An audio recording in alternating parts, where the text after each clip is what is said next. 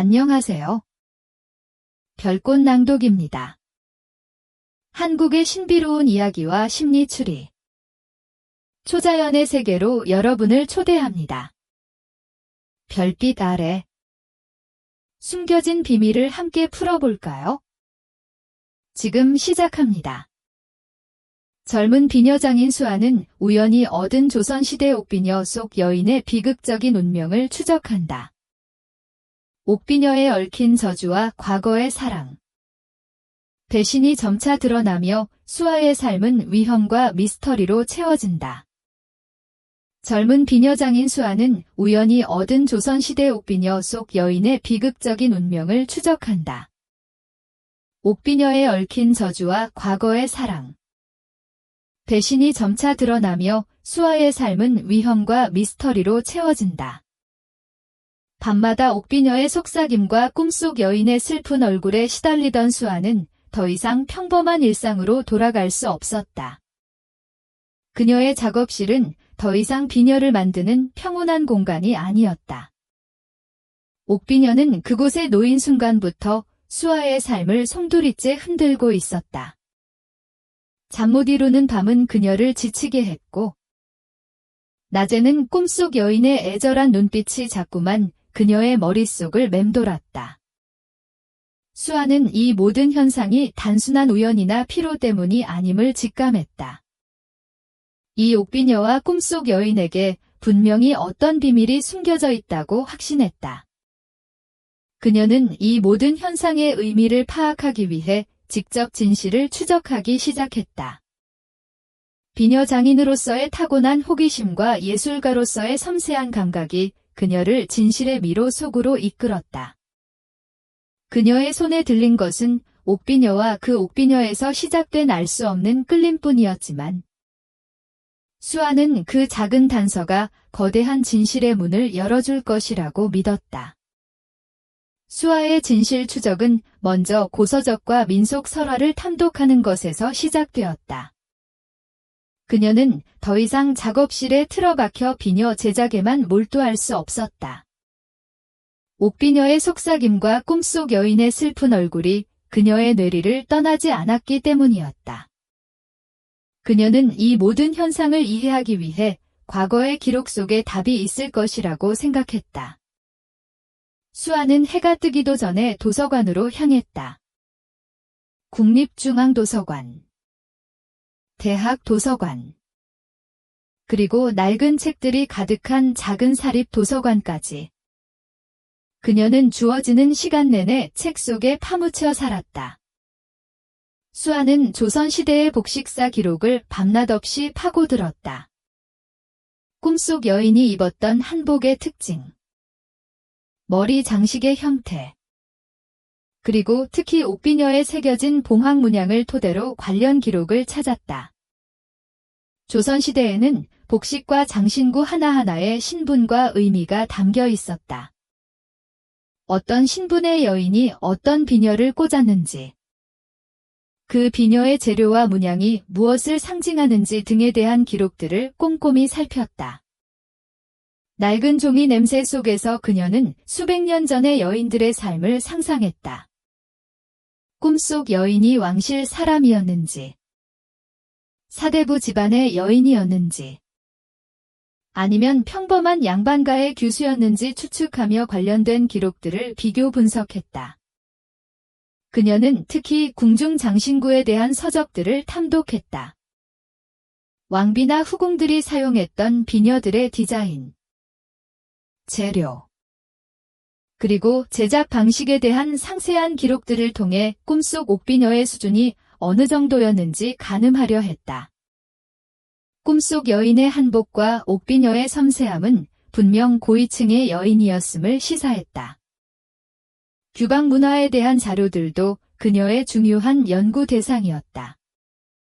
조선시대 여성들의 일상생활, 그들의 감정 표현 방식, 그리고 물건에 대한 애착 등은 비녀에 깃든 여인의 이야기를 이해하는 데 도움이 될 것이었다. 비녀는 단순한 머리 장신구가 아니라 여인들에게는 자신의 신분과 정체성을 나타내는 중요한 물건이었다. 때로는 연인과의 약속을 상징하거나 가족과의 유대를 나타내기도 했다. 수아는 규방 문화에 대한 기록들을 통해 옥비녀가 한 여인에게 어떤 의미였을지 상상했다. 어쩌면 그 옥비녀는 사랑하는 사람과의 추억이 담긴 물건이었을 수도 있고, 혹은 어떤 슬픈 사건의 증표였을 수도 있었다. 또한 수아는 혹시 이 비녀와 여인에 대한 이야기가 민간에 전해 내려오는 설화나 전설 속에 담겨 있을지 모른다는 생각에 민속 설화집까지 탐독했다. 오래된 비녀나 장신구에 얽힌 저주, 혹은 비극적인 사랑 이야기 등은 종종 민간 설화로 전해 내려오는 법이었다. 그녀는 전국의 민속 설화집을 뒤적이며 옥비녀와 관련된 기이한 이야기나 꿈속 여인의 슬픔과 비슷한 사연을 가진 설화들을 찾아 헤맸다. 때로는 낡은 지도를 보며 오래된 사찰이나 고택 주변에 전해 내려오는 전설들을 읽기도 했다. 그녀는 낡은 종이 냄새 속에서 과거의 흔적을 찾으려 애썼다. 그녀의 눈은 피곤으로 충혈되어 있었지만 진실을 향한 열정은 꺼지지 않았다. 수아의 고서적 탐독은 단순히 정보를 얻는 것을 넘어 과거의 사람들과 교감하는 듯한 경험이었다. 그녀는 낡은 글자들 속에서 조선시대 여인들의 삶과 감정, 그리고 비녀 장인들의 혼을 느낄 수 있었다. 이 모든 과정은 그녀의 내면에 깊은 울림을 주었고, 옥비녀에 대한 그녀의 집착을 더욱 키웠다.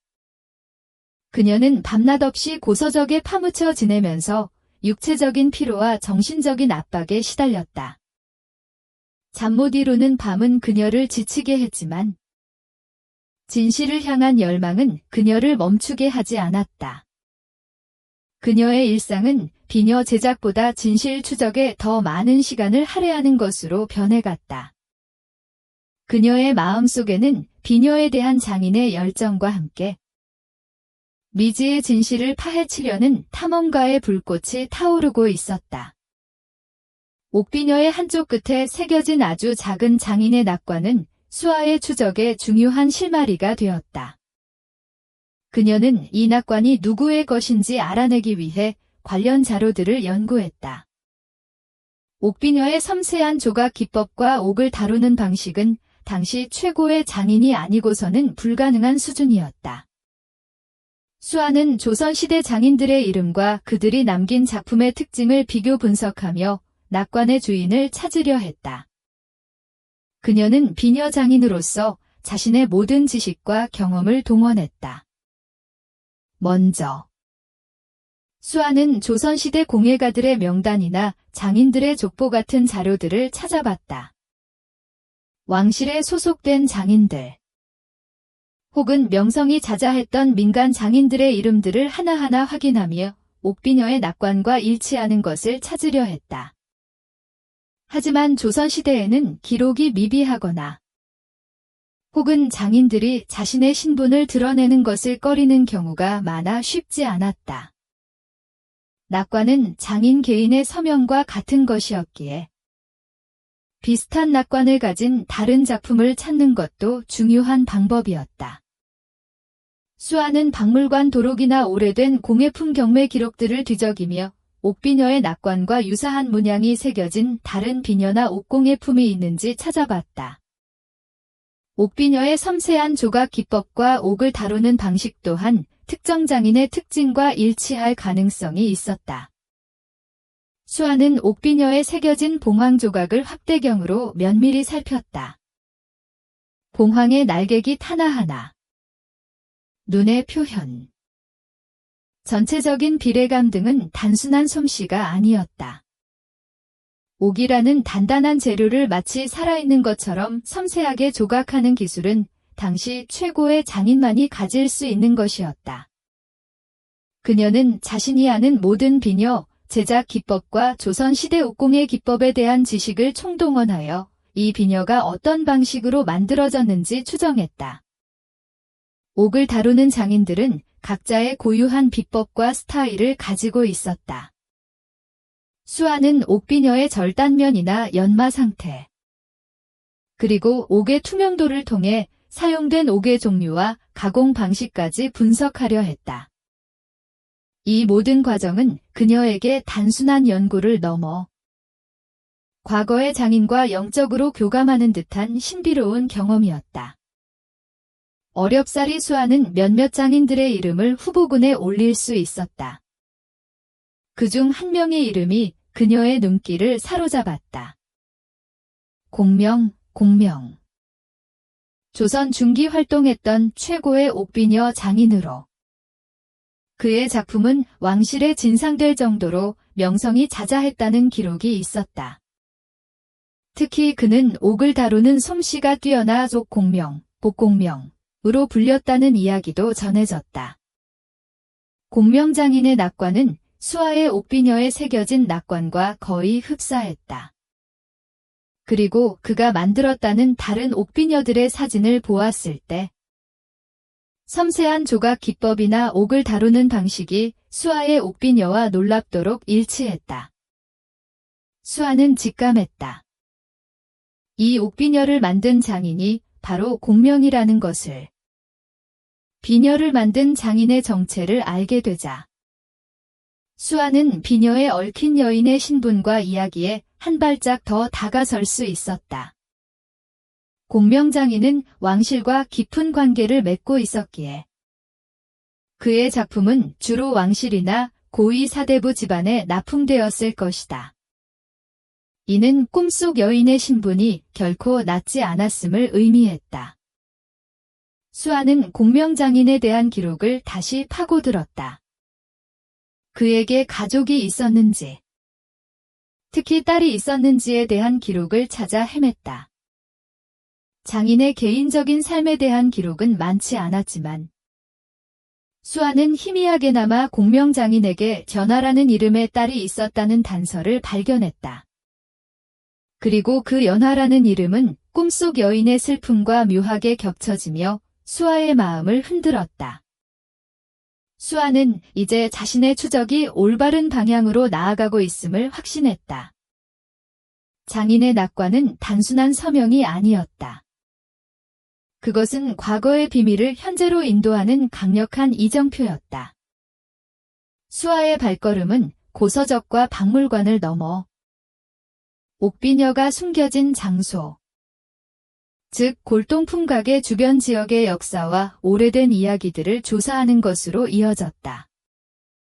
그녀는 옥비녀가 발견된 장소 자체가 어떤 특별한 의미를 가지고 있을지도 모른다고 생각했다. 과거의 흔적이 남아있는 실제 공간을 탐사하는 것은 그녀에게 새로운 영감을 줄 뿐만 아니라 옥비녀에 얽힌 비밀을 풀 결정적인 단서를 제공할 것이라고 믿었다. 수아는 옥비녀를 구매했던 골동품 가게를 다시 찾아갔다. 가게 주인은 수아를 보자마자 묘한 표정을 지었다. 아가씨, 그 비녀, 혹시 무슨 일 없었습니까? 주인의 목소리에는 걱정스러운 빛이 역력했다. 수아는 솔직하게 자신이 겪고 있는 기이한 현상들을 털어놓았다. 밤마다 들려오는 속삭임과 꿈속 여인의 이야기까지. 주인의 얼굴은 점점 더 창백해졌다. 제가 그랬지 않습니까? 그 비녀는 물건이 세다고. 밤마다 이상한 소리가 들린다고 해서 제가 몇 번이나 다시 팔았는데 결국 이렇게 다시 제 손으로 돌아온 물건이에요. 주인은 한숨을 쉬며 말했다. 그는 옥비녀가 처음 자신의 손에 들어오게 된 경위와 비녀를 탐했던 사람들이 겪었던 불행한 일들에 대해 자세히 이야기해 주었다. 주인의 말 속에는 옥비녀에 대한 막연한 두려움이 담겨 있었다. 수아는 주인의 말을 들으면서 자신이 옥비녀의 저주 속으로 발을 들여놓고 있음을 직감했지만 동시에 진실을 향한 호기심은 더욱 커졌다. 그녀는 주인에게 골동품 가게가 있던 자리에 과거 어떤 건물이 있었는지, 혹은 이 지역에 전해 내려오는 오래된 이야기가 있는지 물었다. 주인은 고개를 젓거나 기억이 나지 않는다고 대답했지만 수아는 그의 눈빛 속에서 무언가 숨기고 있는 듯한 미묘한 불안감을 읽어냈다. 수아는 낡은 지도나 지역 주민들의 구전 설화를 통해 혹시 비녀와 관련된 숨겨진 장소나 흔적이 남아있을지 탐사했다. 그녀는 골동품 가게가 위치한 지역의 과거 역사를 파고들었다. 조선시대의 고지도나 행정기록을 통해 이 지역이 어떤 곳이었는지 조사했다. 혹시 그 지역에 비녀와 관련된 유명한 장인 가문이 있었거나 비극적인 사건이 발생했던 장소는 아닐까 하는 의구심을 품었다. 그녀는 골동품 가게 주변의 낡은 한옥들, 오래된 돌담길, 그리고 작은 우물터 등을 꼼꼼히 살폈다. 이 모든 공간들이 과거의 이야기를 품고 있을 것이라고 생각했다. 그녀는 특히 밤이 되면 옥비녀가 속삭이던 소리가 유난히 선명하게 들리는 듯한 특정 장소를 발견했다. 마치 옥비녀가 그 장소에서 자신에게 말을 걸어오는 듯한 느낌이었다. 지역의 나이 지긋한 어르신들을 찾아가 오래된 이야기를 듣기도 했다. 처음에는 낯선 젊은 여인의 질문에 경계심을 보였지만 수아가 옥비녀에 대한 이야기를 조심스럽게 꺼내자 몇몇 어르신들은 희미한 기억을 더듬으며 옥비녀와 비슷한 설화를 들려주었다. 옛날 이 동네에 비녀를 만들던 아주 유명한 장인이 있었지. 그 장인에게는 눈에 넣어도 아프지 않을 만큼 아름다운 딸이 있었는데 그 딸이 갑자기 사라지고 나서 장인도 자취를 감췄다고 해. 그 딸이 늘 머리에 옥비녀를 꽂고 다녔는데 그 비녀의 슬픈 혼이 깃들었다는 이야기도 있었어. 어르신들의 말은 김민준의 추적에 중요한 실마리가 되었다. 그녀는 꿈속 여인의 모습과 어르신들의 이야기를 퍼즐처럼 맞춰나갔다. 수아는 옥비녀를 손에 들고 골동품 가게 주변을 다시 걸었다. 그녀의 발걸음은 왠지 모르게 익숙한 듯 느껴졌다. 마치 자신이 과거의 어느 시점으로 돌아가 그 장소를 걷고 있는 듯한 착각마저 들었다. 옥비녀에서 뿜어져 나오는 싸늘한 기운과 그녀를 이끄는 묘한 끌림은 특정 방향을 가리키는 듯했다. 그녀는 옥비녀가 발견된 장소에서 어떤 기운을 느꼈고 그 기운이 자신을 어디로 이끌지 궁금해했다.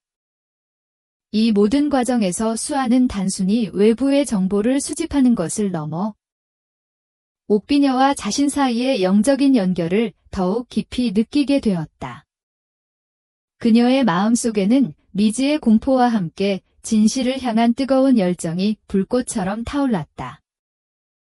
그녀는 이제 이 옥비녀가 자신에게 가져다줄 운명과 위험을 기꺼이 마주할 준비를 하고 있었다. 옥비녀의 속삭임과 꿈속 여인의 슬픈 얼굴은 수아의 일상을 송두리째 흔들었지만 동시에 그녀를 새로운 운명의 길로 이끌고 있었다. 젊은 비녀장인 수아는 우연히 얻은 조선시대 옥비녀 속 여인의 비극적인 운명을 추적한다. 옥비녀에 얽힌 저주와 과거의 사랑, 배신이 점차 드러나며 수아의 삶은 위험과 미스터리로 채워진다. 수아는 옥비녀의 속삭임과 꿈속 여인의 슬픈 얼굴에 시달리며 진실을 추적했다. 고서적과 민속 설화를 탐독하고 옥비녀에 새겨진 장인의 낙관을 연구하며 과거의 흔적을 찾아 헤맸다. 그녀의 발걸음은 옥비녀가 발견된 골동품 가게 주변 지역의 역사와 오래된 이야기들을 조사하는 것으로 이어졌다. 이 모든 노력은 그녀에게 중요한 단서들을 제공했다. 그리고 마침내 꿈속 여인의 정체가 서서히 베일을 벗기 시작했다. 그녀는 단순히 꿈속의 환상이 아니라 조선시대에 실제로 존재했던 한 인물이었다. 수아의 마음속에는 비녀에 대한 장인의 열정과 함께 미지의 진실을 파헤치려는 탐험가의 불꽃이 타오르고 있었다. 수아의 집요한 추적 끝에 마침내 밤마다 그녀의 꿈속에 나타나 슬픈 얼굴을 들이우던 여인의 정체가 드러났다. 그녀의 이름은 전화. 조선시대 최고의 옥비녀 장인이었던 공명의 딸이었다. 수아는 옥비녀에 새겨진 작은 낙관과 고서적의 기록을 대조하며 공명장인의 존재를 확인했고 그의 가문에 대한 기록을 파고들다 연화라는 이름의 딸이 있었다는 단서를 발견했다. 이 모든 퍼즐 조각이 맞춰지는 순간 수아는 자신이 겪었던 기이한 현상들이 단순한 환각이 아니라 과거의 슬픈 진실과 연결되어 있음을 확신하게 되었다. 연화는 단순한 장인의 딸이 아니었다. 그녀는 아버지 공명장인의 뛰어난 공예 기술을 물려받아 비범한 재능을 지닌 공예가였다. 어린 시절부터 아버지의 작업실에서 자라며 비녀와 옥을 다루는 법을 자연스럽게 익혔고 그녀의 손재주는 아버지 못지않게 섬세하고 뛰어났다. 기록에 따르면 연화는 아버지의 뒤를 이어 새로운 비녀를 만들 정도로 재능이 뛰어나고 총명한 여인이었다고 한다. 그녀의 작품은 아버지 공명장인의 기술에 점고 현대적인 감각을 더해 더욱 아름답고 독창적이었다. 수아는 연화의 재능과 열정이 자신의 그것과 놀랍도록 닮아 있다는 것을 깨달았다. 연화의 옥비녀에 대한 깊은 이해와 섬세한 손길은 수아의 그것과 닮아 있었고 그녀는 연화의 작품 속에서 자신을 발견하는 듯한 기분을 느꼈다. 수아는 연화의 존재를 알게 되자마자 그녀의 꿈속 여인이 단순한 환상이 아니라 과거에 실존했던 인물임을 확신하게 되었다.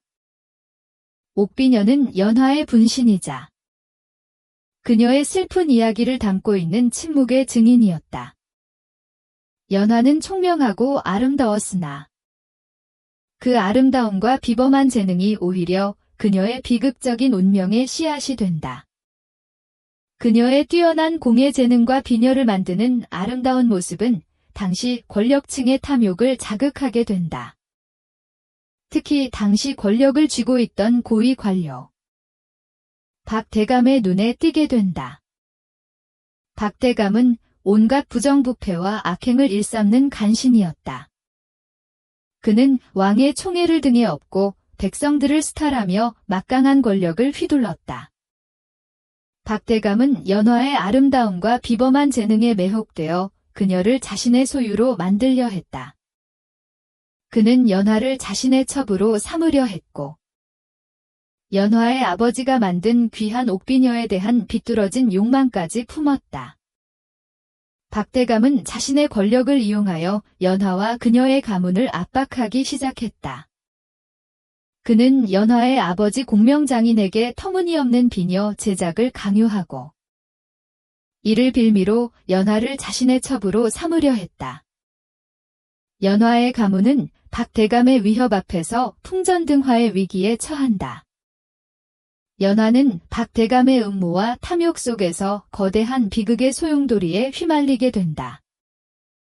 그녀의 삶은 개인의 행복을 넘어 시대의 비극과 권력의 어둠을 대변하는 존재가 되어버렸다. 그녀의 아름다움과 재능은 그녀에게 축복이 아닌 저주가 되어 돌아왔다. 수아는 연화의 비극적인 운명에 깊은 연민과 분노를 느꼈다.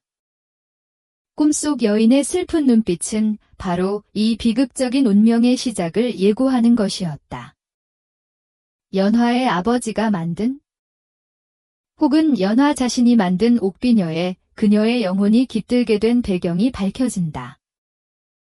박대감의 압력과 강요 속에서 연화는 깊은 절망감에 휩싸인다.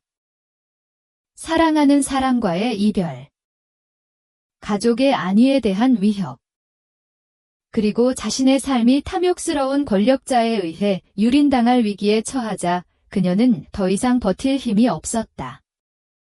그녀는 자신의 모든 한과 슬픔, 그리고 억울함을 자신이 가장 아끼고 사랑했던 옥비녀에 담아내려 한다. 옥비녀는 그녀에게 단순한 장신구가 아니었다. 그것은 그녀의 모든 삶과 감정, 그리고 절망을 담아낼 유일한 도피처이자 마지막 소통의 창구였다. 연하는 자신의 마지막 순간, 자신의 비극적인 삶의 흔적을 고스란히 옥비녀에 담아내려 했다. 그녀는 비녀에 자신의 영혼을 불어넣었고, 그 영혼은 옥비녀에 깃들어 영원히 깨어나지 못하는 잠에 빠져들었다. 밤마다 옥비녀가 들려주던 속삭임은 바로 연화의 영혼이 수아에게 보내는 메시지였고, 꿈속 여인의 슬픈 얼굴은 그녀의 풀리지 못한 한을 대변하는 것이었다. 옥비녀는 연화의 분신이자 그녀의 억울한 사연을 세상에 알리고자 하는 간절한 염원이 담긴 유산이었다. 그 안에 담긴 슬픔과 한은 수백 년의 시간을 넘어 수아에게 전달되었고, 수아는 그 메시지를 해석하고 연화의 한을 풀어주어야 할 운명적인 사명을 느끼게 된다. 옥비녀의 영롱한 빛은 더 이상 아름답게만 보이지 않았다. 그 빛은 슬픔과 한을 머금은 듯 더욱 깊고 오묘한 빛을 띠었다. 수아는 옥비녀를 손에 들고 연화의 마지막 순간을 상상했다. 그리고 그 상상은 그녀의 마음을 깊은 고통과 함께 뜨거운 책임감으로 채웠다.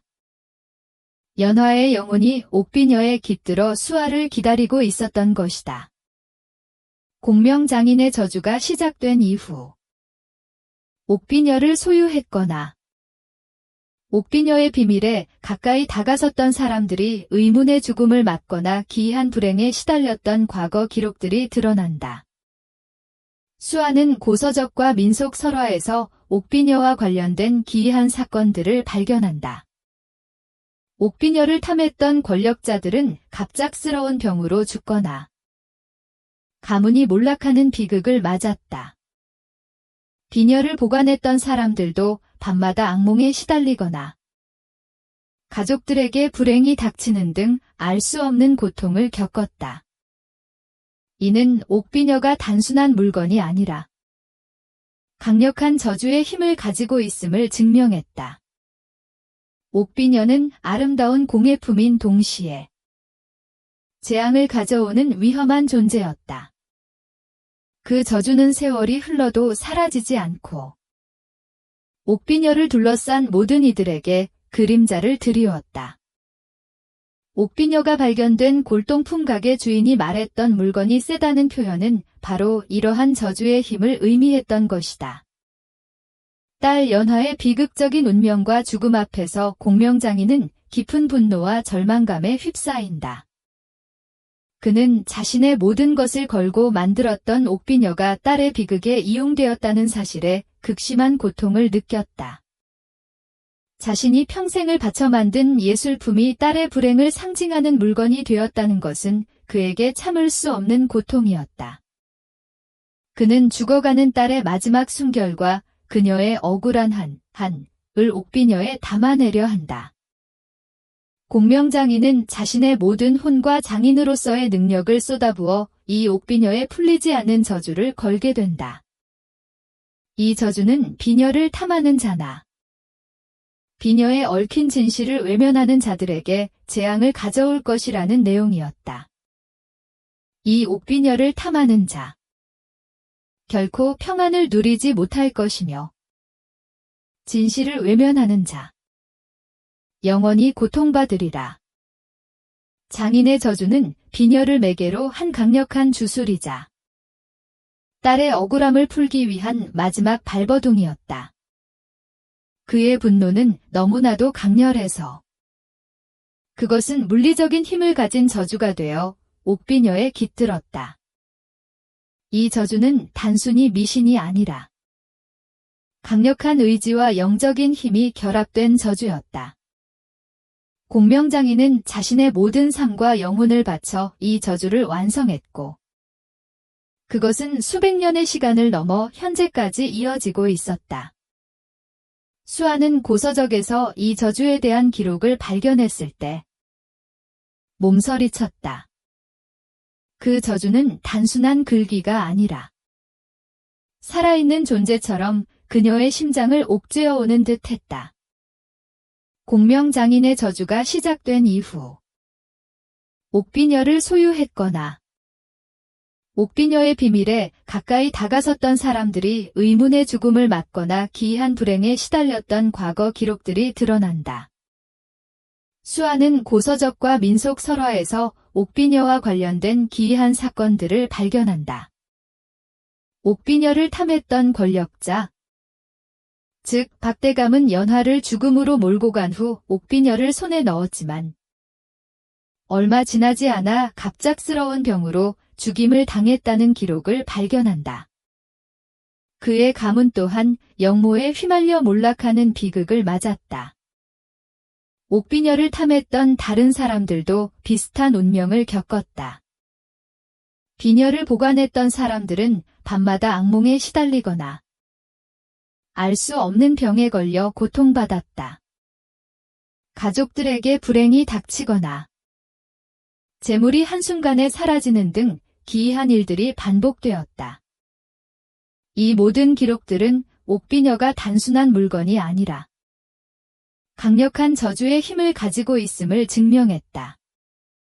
옥비녀는 아름다운 공예품인 동시에 재앙을 가져오는 위험한 존재였다. 그 저주는 세월이 흘러도 사라지지 않고 옥비녀를 둘러싼 모든 이들에게 그림자를 드리웠다. 옥비녀가 발견된 골동품각의 주인이 말했던 물건이 세다는 표현은 바로 이러한 저주의 힘을 의미했던 것이다. 그는 옥비녀 때문에 겪었던 불행한 경험들을 떠올리며 수아에게 경고했던 것이다. 수아는 이 기록들을 읽으면서 옥비녀가 단순한 슬픈 사연을 담은 물건이 아니라 강력한 파괴력을 지닌 위험한 존재라는 것을 깨달았다. 옥비녀는 진실을 밝히려는 자를 보호하지만 탐욕스러운 자에게는 저주를 내리는 양날의 검과 같았다. 수아는 옥비녀의 저주가 자신에게도 드리워지고 있음을 서서히 느끼게 된다. 밤마다 꾸는 생생한 꿈과 속삭임은 단순한 정신적인 현상을 넘어 그녀의 육체와 정신을 위협하기 시작했다. 작업실에서 비녀 제작에 몰두하던 중 알 수 없는 사고를 겪을 뻔한 아슬아슬한 순간들이 여러 번 찾아왔다. 조각칼이 손을 스치거나 뜨거운 금속이 그녀의 팔에 떨어질 뻔한 일들이 반복되었다. 마치 옥비녀가 그녀에게 경고하는 듯한 섬뜩한 느낌이었다. 그녀는 밤마다 더욱 생생하고 고통스러운 꿈을 꾸기 시작했다. 꿈속 여인의 슬픔은 더욱 깊어졌고 때로는 그녀의 눈빛에서 강렬한 분노가 느껴지기도 했다. 꿈에서 깨어나면 온몸이 땀으로 젖어 있었고 육체적인 피로감과 함께 극심한 정신적인 고통에 시달렸다. 그녀는 잠 못 이루는 밤이 늘어났고 낮에는 집중력이 떨어져 실수하는 일이 잦아졌다. 옥비녀의 힘은 점점 더 강해지고 그 저주는 수아의 삶을 잠식해 들어오는 듯했다. 수아는 이제 자신이 단순한 관찰자가 아니라 저주의 직접적인 대상이 되고 있음을 깨달았다. 옥비녀가 자신을 선택한 것은 진실을 밝혀달라는 간청이었지만 동시에 그 진실을 파헤치는 과정에서 엄청난 위험을 감수해야 한다는 경고였다. 이 위험은 수아에게 두려움과 함께 진실을 밝혀야 한다는 강한 책임감을 동시에 안겨주었다. 그녀는 더 이상 물러설 수 없었다. 이 저주를 풀고 연화의 한을 풀어주는 것이 자신의 사명이라고 생각했다. 그녀는 자신이 옥비녀와 운명적으로 연결되어 있음을 인정하고 그 운명을 기꺼이 받아들일 준비를 하고 있었다. 비녀는 단순한 물건이 아니라 저주와 한이 깃든 살아있는 존재였고, 수아는 그 존재와 함께 진실의 미로 속으로 깊이 발을 들여놓아야 했다. 그녀의 심장은 두려움과 함께 뜨거운 열정으로 빠르게 뛰었다. 젊은 비녀장인 수아는 우연히 얻은 조선시대 옥비녀 속 여인의 비극적인 운명을 추적한다. 옥비녀에 얽힌 저주와 과거의 사랑, 배신이 점차 드러나며 수아의 삶은 위험과 미스터리로 채워진다. 수아는 옥비녀의 속삭임과 꿈속 여인의 슬픈 얼굴에 시달리며 진실을 추적했다. 고서적과 민속 설화를 탐독하고 옥비녀에 새겨진 장인의 낙관을 연구하며 과거의 흔적을 찾아 헤맸다. 그 과정에서 꿈속 여인이 조선시대 최고의 옥비녀 장인이었던 공명의 딸 연화라는 사실을 알게 되었다. 연화는 뛰어난 재능을 지녔지만 탐욕스러운 권력자 박대감에게 희생당한 비극적인 운명의 여인이었다. 옥비녀는 연화의 영혼과 그녀의 억울한 한을 고스란히 담고 있었다. 수아는 이제 이 옥비녀가 단순한 유물이 아니라 수백 년 전의 슬픔과 분노가 응축된 저주받은 유산임을 직감하게 되었다. 옥비녀에 깃든 연화의 비극적인 운명과 죽음의 진실을 마주한 수아는 그녀의 아버지 공명장인이 이 옥비녀에 풀리지 않는 저주를 걸었음을 깨달았다. 이 저주는 단순히 미신적인 이야기가 아니었다. 수아는 고서적과 민속 설화에서 이 저주의 기원과 그것이 불러온 과거의 참혹한 사건들을 발견하며 그 실체를 생생하게 마주하게 되었다.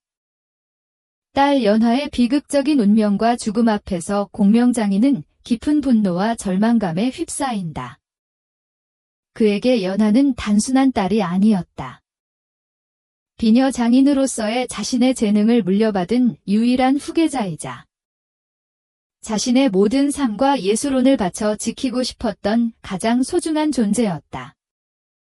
평생을 바쳐 세상의 아름다움을 옥비녀에 담아내던 장인의 손은 이제 딸의 비극 앞에서 한없이 무력하고 떨릴 뿐이었다. 공명장인은 자신이 평생을 바쳐 만들었던 옥비녀가 딸의 비극에 이용되었다는 사실에 극심한 고통을 느꼈다. 그에게 옥비녀는 자신의 예술혼의 결정체이자 딸과의 소중한 연결고리였다. 그런데 그 옥비녀가 탐욕스러운 권력자의 손에 들어가 딸의 불행을 상징하는 물건이 되었다는 사실은 그에게 참을 수 없는 고통과 분노를 안겨주었다. 그의 모든 삶이 부정당하는 듯한 절망감이었다. 공명장인은 죽어가는 딸 연화의 마지막 순결과 그녀의 억울한 한을 옥비녀에 담아내려 한다. 그는 딸의 차가워지는 손을 잡고 자신의 모든 혼과 장인으로서의 능력을 쏟아부어 이 옥비녀에 풀리지 않는 저주를 걸게 된다. 그의 손은 떨렸지만 눈빛은 강렬한 분노와 슬픔으로 활활 타올랐다. 그는 옥비녀에 자신의 모든 염원과 저주를 새겨 넣었다. 이 저주는 비녀를 탐하는 자나 비녀에 얽힌 진실을 외면하는 자들에게 재앙을 가져올 것이라는 내용이었다. 그의 목소리는 죽어가는 딸의 귓가에 마지막으로 속삭였다. 이 옥비녀를 탐하는 자, 결코 평안을 누리지 못할 것이며 진실을 외면하는 자, 영원히 고통받으리라. 장인의 저주는 단순한 넋두리가 아니었다. 그것은 비녀를 매개로 한 강력한 주술이자 딸의 억울함을 풀기 위한 마지막 발버둥이었다. 공명장인은 자신의 모든 예술적 역량을 비틀어 저주를 위한 힘으로 바꾸었다. 옥을 다루는 그의 섬세한 손길은 이제 복수를 위한 도구가 되었다. 그는 자신의 생명력까지 옥비녀에 불어넣으며 연화의 영혼과 자신의 분노를 비녀에 영원히 봉인하려 했다. 그의 분노는 너무나도 강렬해서 그것은 물리적인 힘을 가진 저주가 되어 옥비녀에 깃들었다. 이 저주는 단순히 미신이 아니라 강력한 의지와 영적인 힘이 결합된 주술이었다. 공명장인은 자신의 모든 삶과 영혼을 바쳐 이 저주를 완성했고, 그것은 수백 년의 시간을 넘어 현재까지 이어지고 있었다. 그의 저주는 옥비녀를 단순한 장신구에서 살아있는 복수의 화신으로 만들었다. 수아는 고서적에서 이 저주에 대한 기록을 발견했을 때 몸서리쳤다. 낡은 종이에 희미하게 쓰여있던 장인의 저주 문구를 읽는 순간 그녀의 심장은 얼어붙는 듯했다. 그 저주는 단순한 글귀가 아니라 살아있는 존재처럼 그녀의 심장을 옥죄어오는 듯했다. 그녀는 옥비녀가 밤마다 들려주던 속삭임 속에서 공명장인의 분노와 연화의 한을 느낄 수 있었다. 이 저주는 단순한 경고가 아니었다. 그것은 옥비녀를 탐하는 자들에게 실질적인 불행을 안겨주는 강력한 힘이었다. 수아는 옥비녀를 손에 들고 공명장인의 마지막 순간을 상상했다. 딸의 죽음 앞에서 피를 토하는 심정으로 저주를 퍼부었을 장인의 고통이 고스란히 느껴졌다. 이 저주는 옥비녀의 아름다운 뒤에 숨겨진 잔혹한 진실이자 수아에게 드리워진 거대한 운명의 그림자였다. 그녀는 이제 이 저주를 풀어야 할 책임을 느끼게 되었다. 공명장인의 저주가 시작된 이후 옥비녀를 소유했거나 옥비녀의 비밀에 가까이 다가섰던 사람들이 의문의 죽음을 맞거나 기이한 불행에 시달렸던 과거 기록들이 수아의 고서적 탐독을 통해 쏙쏙 드러났다. 수아는 이 기록들을 읽으면서 옥비녀가 단순한 슬픈 사연을 담은 물건이 아니라 강력한 파괴력을 지닌 위험한 존재라는 것을 깨달았다. 가장 먼저 저주의 희생자가 된 것은 연화를 죽음으로 몰고 간 장본인이자 옥비녀를 탐했던 권력자, 즉 박대감이었다. 기록에 따르면 박대감은 연화가 죽은 후 옥비녀를 자신의 소유로 만들었지만 얼마 지나지 않아 잘 수 없는 병으로 갑작스럽게 죽임을 당했다는 내용이 있었다. 그의 죽음은 당시에도 석연치 않은 점이 많았다고 전해졌다. 그의 가문 또한 영모에 휘말려 모든 재산을 몰수당하고 가문의 이름이 역사에서 지워지는 비극적인 몰락을 맞았다. 이 모든 것이 공명장인의 저주가 시작된 직후에 벌어진 일이었다. 수아는 이 기록을 읽으며 소름이 돋았다. 박대감의 죽음과 가문의 몰락은 옥비녀에 깃든 저주의 첫 번째 증거였다. 옥비녀는 자신의 주인을 해친 자에게 가장 먼저 복수를 시작했던 것이다. 옥비녀는 그 후 여러 사람의 손을 거쳤지만 비녀를 탐했던 이들에게는 하나같이 불행이 닥쳤다. 기록에는 옥비녀를 소유했던 몇몇 고위 관료들이 갑작스러운 병으로 죽거나 가족들이 의문의 사고를 당하는 등 기이한 일들이 반복되었다고 전해졌다. 어떤 이는 밤마다 악몽에 시달리며 정신병에 걸려 미치광이가 되었고, 어떤 이는 재물이 한순간에 사라지는 등 알 수 없는 고통을 겪었다. 비녀를 보관했던 사람들은 밤마다 옥비녀에서 들려오는 속삭임과 꿈속에서 나타나는 슬픈 여인의 모습에 시달려 잠 못 이루고 괴로워했다고 한다. 이는 수아가 겪고 있는 현상과 놀랍도록 일치했다. 그들은 옥비녀의 저주를 감당하지 못하고 결국 비녀를 버리거나 아니면 비녀와 함께 불행한 최후를 맞이했다. 민속 설화집에서도 옥비녀와 관련된 비슷한 이야기들이 발견되었다. 특정 지역에서 전해 내려오는 귀한 옥비녀에 깃든 한 맺힌 여인의 영혼 이야기는 수아가 옥비녀를 통해 겪고 있는 현상과 거의 흡사했다. 그 설화 속에서도 옥비녀는 아름다운 만큼이나 위험한 존재로 묘사되었다. 비녀를 탐하거나 비녀의 깃든 영혼의 이야기를 외면하는 자에게는 반드시 재앙이 닥친다는 내용이 공통적으로 전해지고 있었다.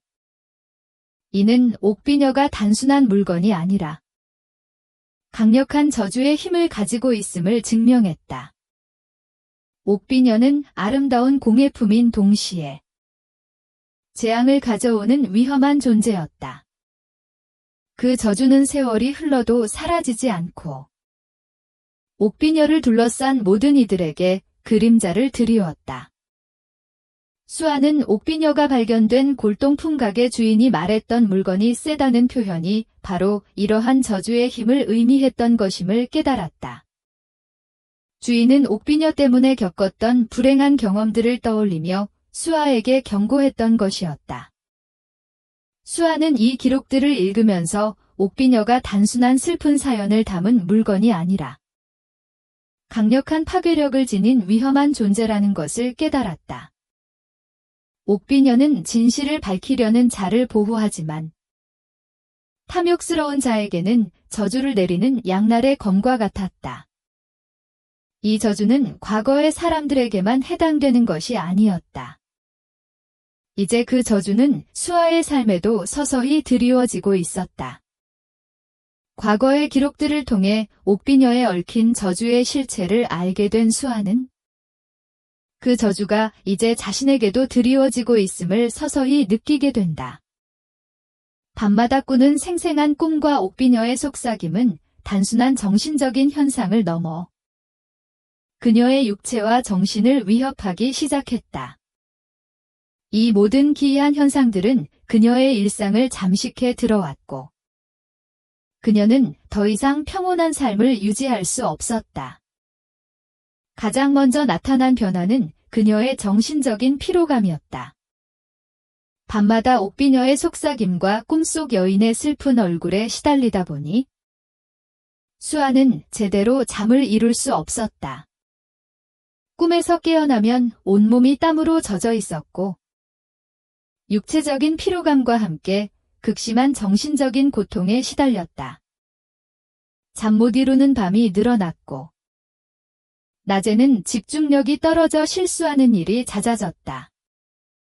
비녀 제작에 몰두하려 해도 자꾸만 옥비녀와 꿈속 여인의 모습이 떠올라 작업을 방해했다. 그녀의 섬세한 손길은 점차 흔들리기 시작했고 작품에 대한 열정 또한 예전 같지 않았다. 그녀의 얼굴에는 피로와 불안감, 그리고 알 수 없는 공포가 뒤섞인 그림자가 드리워지기 시작했다.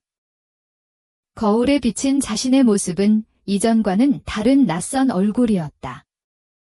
그녀는 자신이 점차 옥비녀의 영향력 아래로 빠져들고 있다는 불길한 예감을 지울 수 없었다. 육체적인 위험 또한 현실로 다가왔다. 작업실에서 비녀 제작에 몰두하던 중 알 수 없는 사고를 겪을 뻔한 아슬아슬한 순간들이 여러 번 찾아왔다. 조각칼이 손을 스치거나 뜨거운 금속이 그녀의 팔에 떨어질 뻔한 일들이 반복되었다. 마치 옥비녀가 그녀에게 경고하는 듯한 섬뜩한 느낌이었다. 어느 날은 그녀가 막 깎아놓은 나무 비녀가 작업대에서 저절로 떨어져 그녀의 발등을 스치는 일도 있었다. 그 정도는 다행이었지만 옥비녀의 저주가 그녀의 주변에 물리적인 위험을 만들어내고 있다는 사실은 그녀를 공포에 떨게 만들었다.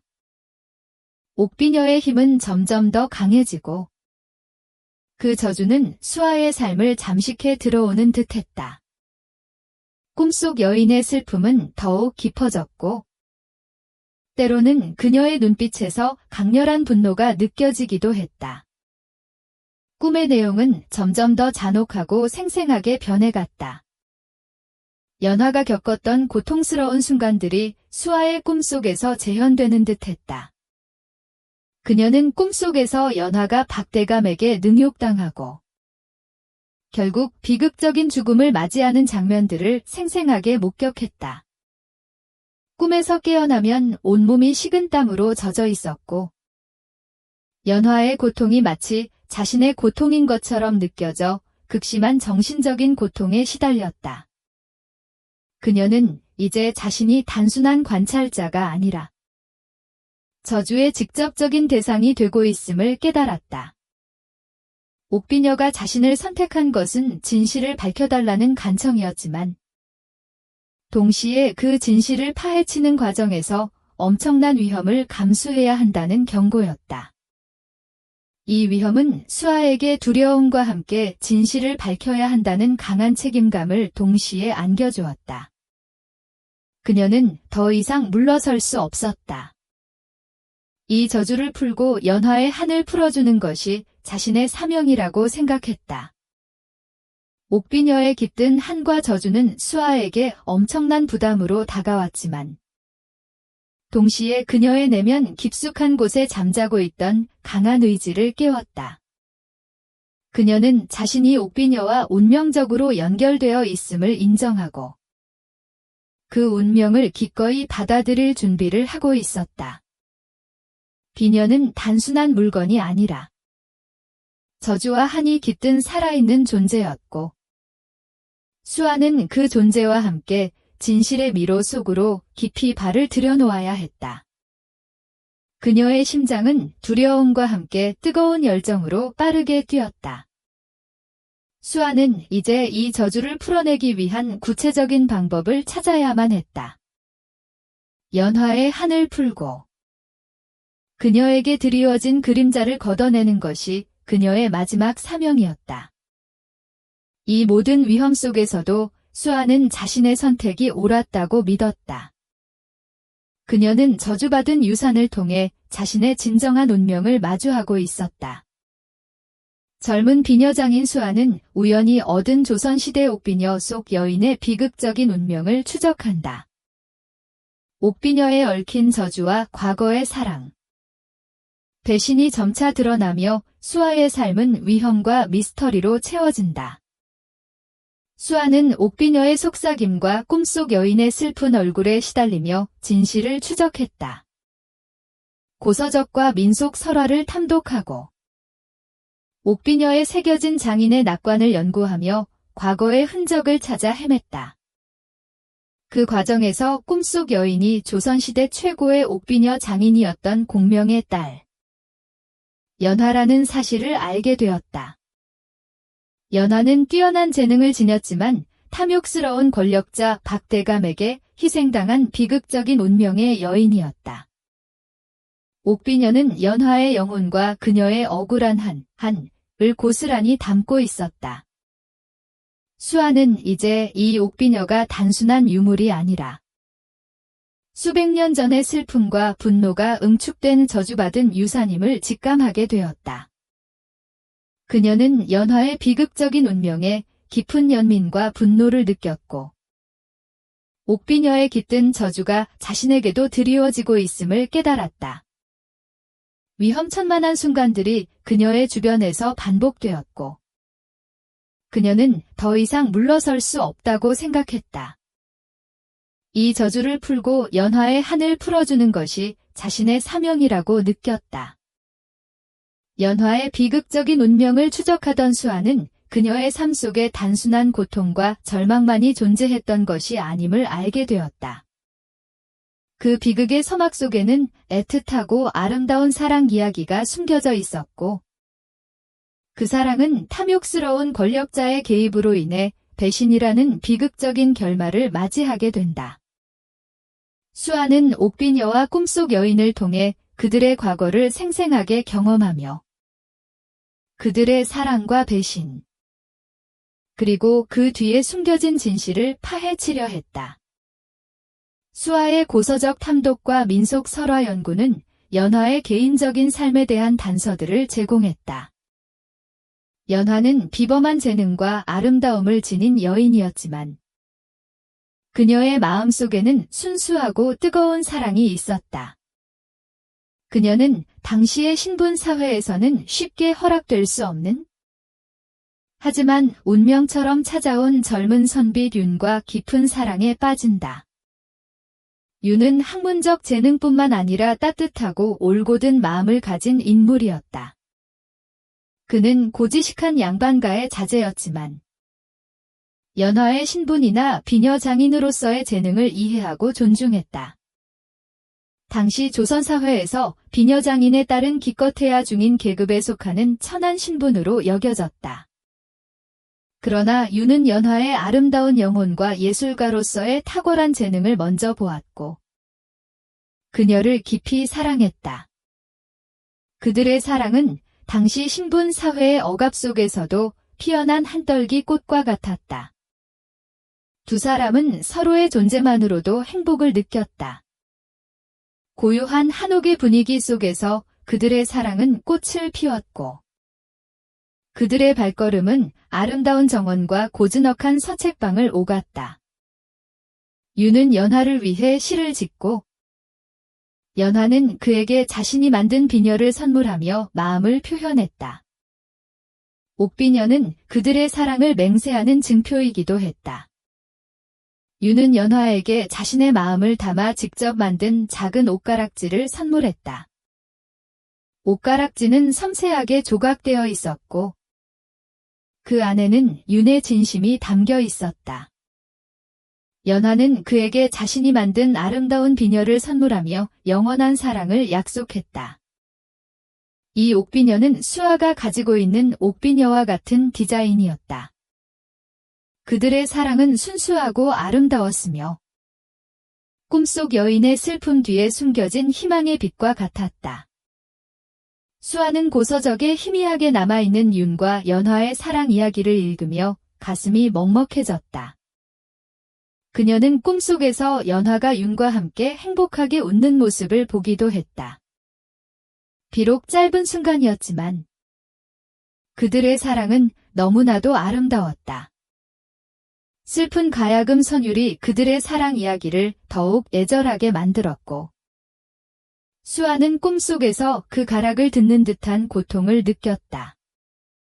옥비녀는 그들의 아름다운 사랑과 비극적인 배신 그리고 연화의 하늘 고스란히 담아낸 침묵의 증인이었다. 하지만 연화와 윤의 순수하고 아름다운 사랑은 오래가지 못했다. 연화의 비범한 재능과 아름다움은 오래가지 않아 당시 권력의 정점에 있던 탐욕스러운 박대감의 눈에 띄게 된다. 박대감은 온갖 부정부패와 악행을 일삼는 간신이었다. 그는 왕의 총애를 등에 업고 백성들을 수탈하며 막강한 권력을 휘둘렀다. 박대감은 연화의 아름다움에 매혹되어 그녀를 자신의 소유로 만들려 했다. 그의 욕망은 단순히 연화를 첩으로 삼는 것에 그치지 않았다. 연화의 아버지가 만든 귀한 옥비녀에 대한 비뚤어진 욕망까지 품었다. 그는 공명장인의 뛰어난 비녀 제작 기술을 자신의 권력 과시를 위한 수단으로 이용하려 했다. 박대감은 자신의 권력을 이용하여 연화와 그녀의 가문을 압박하기 시작했다. 그는 공명장인에게 터무니없는 비녀 제작을 강요하고 이를 빌미로 연화를 자신의 첩으로 삼으려 했다. 연화의 가문은 박대감의 위협 앞에서 풍전등화의 위기에 처한다. 박대감의 협박은 교묘하고 잔인했다. 그는 공명장인에게 말도 안 되는 기한 내에 귀한 비녀를 만들어내지 못하면 가문을 몰살시키겠다는 으름장을 놓았고 연화의 순결을 요구했다. 이는 연화의 행복을 파괴하는 비극의 시작이 된다. 연화의 삶은 박대감의 음모와 탐욕 속에서 거대한 비극의 소용돌이에 휘말리게 된다. 그녀의 순수하고 아름다운 사랑은 탐욕스러운 권력 앞에서 산산조각날 위기에 처했다. 그녀의 아름다움과 재능은 그녀에게 축복이 아닌 저주가 되어 돌아왔다. 꿈속에서 수아는 박대감의 추악한 얼굴과 그의 음모를 생생하게 보았다. 박대감의 냉혹한 웃음소리는 수아의 귓가를 찢을 듯 울렸고 그녀는 꿈에서 깨어나서도 분노와 함께 전율을 느꼈다. 연화의 비극적인 운명은 한 개인의 문제가 아니라 시대의 비극이자 권력의 어둠을 대변하는 것이었다. 박대감의 압력은 날이 갈수록 심해졌다. 그는 연화의 가문 전체를 위협했고 윤의 안위까지 볼모로 삼았다. 연화와 윤의 사랑은 시련에 봉착했다. 박대감은 윤에게 권력을 미끼로 회유하고 연화의 가족들을 위협하며 협박했다. 윤은 사랑하는 연화를 지키기 위해 어쩔 수 없는 선택을 강요받게 된다. 박대감은 윤에게 높은 관직과 부귀영화를 약속하며 연화를 포기하도록 종용했다.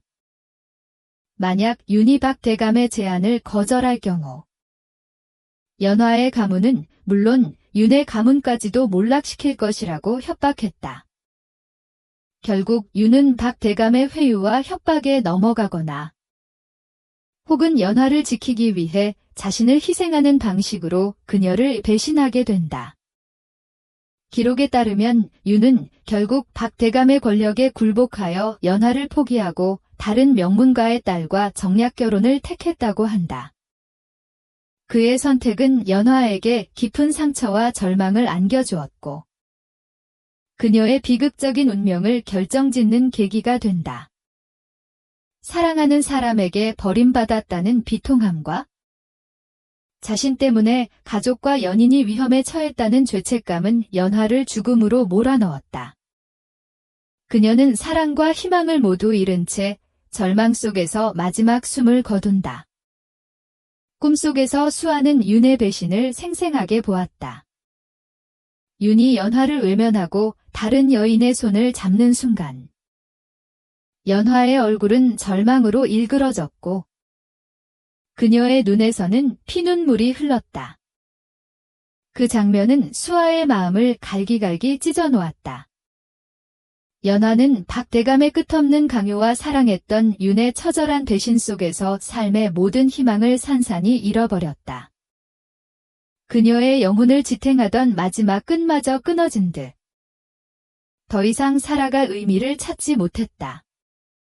결국 그녀는 자신의 삶에서 가장 소중히 여겼던 아버지의 정성과 자신의 사랑이 깃든 옥비녀 한 쌍을 떨리는 손에 쥐고 스스로 목숨을 끊었다. 그 차가운 옥비녀는 연화의 마지막 숨결과 고통스러운 순간을 곁에서 지켜본 영원히 침묵하는 증인이 되었다. 그녀의 억울하고 깊은 한이 서린 영혼은 그렇게 자신이 가장 아끼던 옥비녀에 깃들어 수백 년 동안 영원히 깨어나지 못하는 듯한 깊은 잠에 빠져들었다. 밤마다 옥비녀에서 흘러나오는 듯한 슬픈 가야금 선율은 윤과 연화의 비극적인 사랑 이야기를 더욱 애절하고 가슴 시리게 만들었고 수아는 꿈속에서 마치 그들의 고통을 직접 느끼는 듯한 아픔을 동반한 슬픈 가락을 듣는 듯했다. 옥비녀는 그들의 순수하고 아름다웠던 사랑과 뒤이은 잔혹한 배신 그리고 연화에 풀리지 못한 하늘 고스란히 담아낸 채 시간을 초월하여 존재하는 침묵의 증언록이었다. 수아는 이 모든 과거의 비극적인 진실들을 하나하나 마주하며 옥비녀의 깊이 깃든 저주와 연화의 응어리진 한을 풀어낼 수 있는 결정적인 실마리를 필사적으로 찾으려 한다. 그녀의 마음속에는 연화의 슬픔에 대한 깊은 연민과 함께 이 모든 거짓과 불의를 밝혀내고자 하는 강렬한 진실 추구의 욕망이 마치 뜨거운 불꽃처럼 활활 타올랐다. 연화의 이야기는 단순한 옛날 이야기로 치부될 수 있는 과거의 기록이 아니었다. 그것은 수백 년이라는 시간을 아득히 넘어 현재를 살아가는 수아의 영혼에까지 깊이 울려 퍼지며 그녀에게 피할 수 없는 강렬한 운명적인 메시지를 던지고 있었다.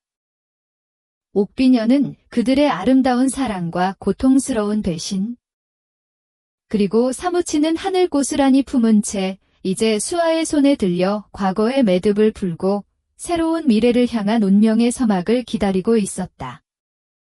수아는 이제 연화의 억울한 한을 풀어주고 옥비녀에 깃든 강력한 저주의 사슬을 영원히 끊어내야 할 무겁고도 운명적인 사명을 온몸으로 느끼게 된다. 그녀의 고독하고 위험한 여정은 이제 과거의 모든 진실과 완전히 대면하며 예측할 수 없는 새로운 국면을 맞이하게 되었다. 옥비녀에 깃든 연화의 비극적 사랑과 배신. 그리고 장인의 저주가 서서히 그 실체를 드러냈다. 수아는 이제 과거의 진실을 마주하며 자신의 운명과 비녀의 비밀을 풀 실마리를 찾아야 한다. 별꽃 낭독과 함께한 시간. 즐거우셨나요? 다음 이야기에서 더 깊은 비밀을 풀어봅시다. 구독과 좋아요 잊지 말아주세요. 별빛 아래서 다시 만나요.